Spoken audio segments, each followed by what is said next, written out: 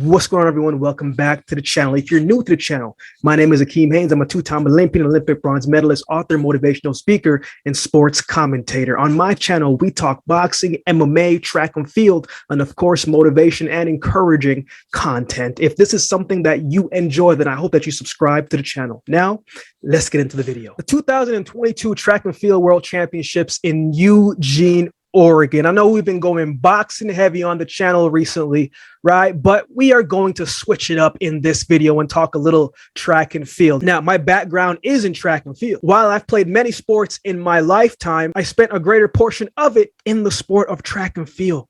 Right? That's where my athletic professional career stemmed from. And in this video, it's not going to be a prediction video. I just want to touch on a few things and give a small take and insight on what the athletes going into the championships are probably thinking and what is going through their head based on my experience. And I have to say, before we even start, I think there are going to be a couple world records that are going to be broken during this meet. If not broken, then some are going to come pretty close. I always had a bunch of questions during my athletic career, questions that people would ask me going into championship seasons. Questions such as, what is going through your mind? What's going through the athlete's mind when they're getting ready for a high pressure situation, right? What more can they do, right? Are they nervous? Are they scared? Are they confident? What exactly are they thinking? I can't speak for everyone, but I can speak for myself. And I can speak from my experience, and hopefully I can answer those questions for you as we get ready for the great event that's to come. You know, I think it's important to know that the work is already done. The championships are next week. There is nothing more that can really be done. If you're not ready to roll right now, you're not going to just be able to flip the switch as soon as you get there. Now, there's a short list of people I've seen do that.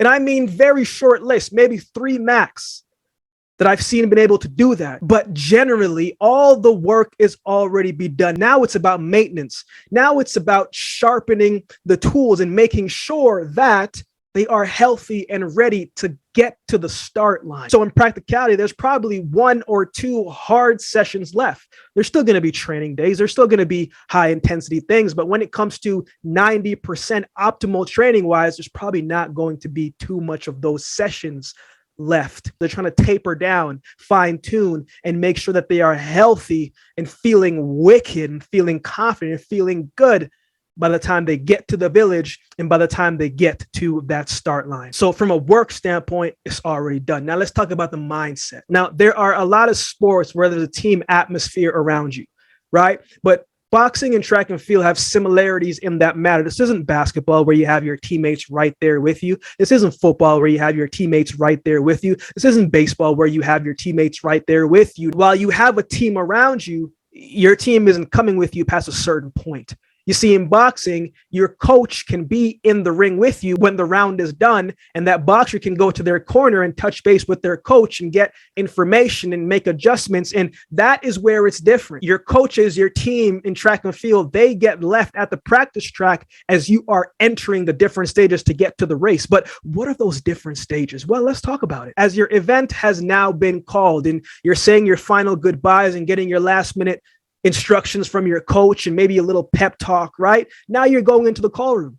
They can't come with you. Now you're in this call room, and depending on how many rooms there is, you might get your bib numbers in that room, but there's a couple more stops that you probably have to make. So at that point, when you're inside the call room, you're just trying to chill out a little bit, right? Maybe going over your cues, maybe just thinking to yourself, you know what, this is going to be an amazing day. It's going to be a great day. I'm going to go out here. I'm going to show out. I'm going to ball out. It's going to be a great time, but you're not really fully thinking about what you have to do just yet.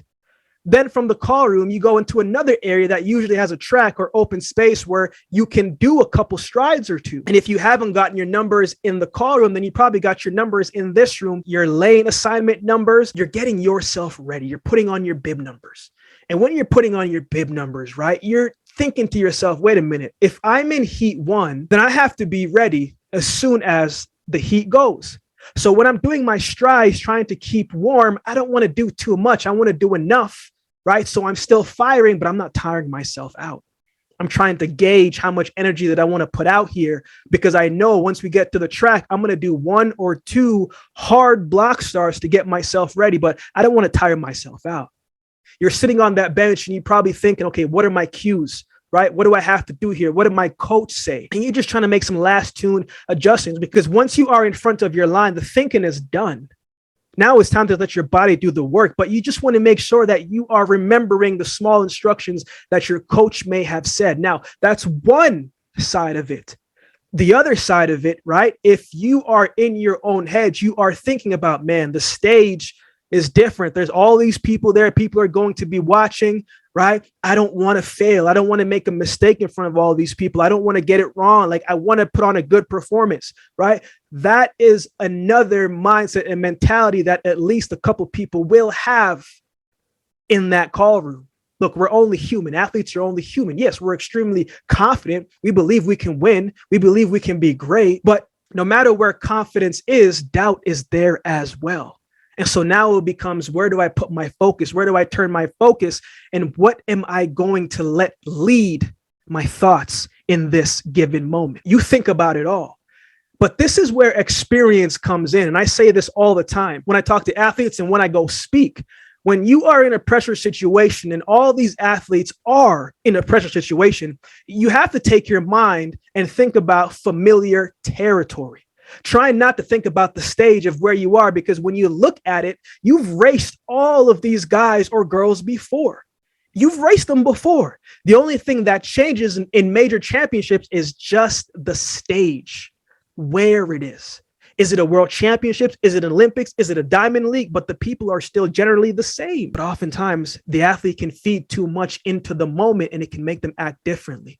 So in a pressure situation, I always tell people all the time, in a pressure situation, do what got you there. All these athletes are operating at an elite speed. They're jumping at an elite distance. They're throwing at an elite distance. They are the elite of the elite in this championship. So what got them there is enough to keep them there, is enough for them to have success. Now, what got you there, you get to that moment, it's those same things that's going to breathe spectacular performance. You don't want to get to a high pressure situation and you do something differently because you didn't trust what got you there. What got them there is trusting their training, trusting that their preparation that they've done over the past couple of months has got them ready for this point, trusting your coach and your team and yourself of you knowing what to do, and trusting that you are going to execute to the best of your ability.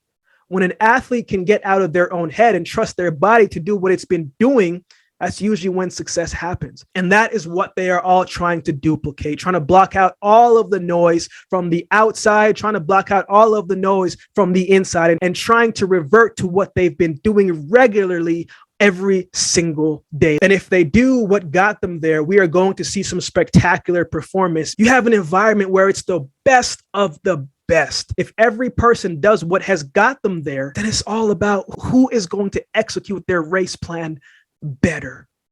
Either way, it's going to be a spectacular performance, and I'm looking forward to seeing how it unfolds. I hope this gave a little bit of insight to what the athletes may possibly be thinking. Next week, we'll talk about certain events and how I think it will play out. In my opinion, it's going to be a great atmosphere, a great event. If you are someone who does not watch track and field, perhaps this is the meet that you should watch out and check out and introduce yourself to it. It's going to be a lot of great performances across the board. But I want to know from you, what events are you looking forward to seeing? What events would you like me to touch on? I'm a sprinter, but I do know some people of different events that could give way more insight to me, and perhaps I'll see if I can get them on as well too. But what are some events that you're looking forward to? Who do you have winning? Any predictions? You let me know. I would love to know in the comment section below. If you would like to support the channel, there's a couple ways that you can do so. You can like, comment, share, subscribe to the channel. If you would like to support the channel by way of donation, you can find the options in the description below. My Cash App handle will be on screen as well too. Any amount helps. Any amount goes to growing the channel. And I would truly be appreciative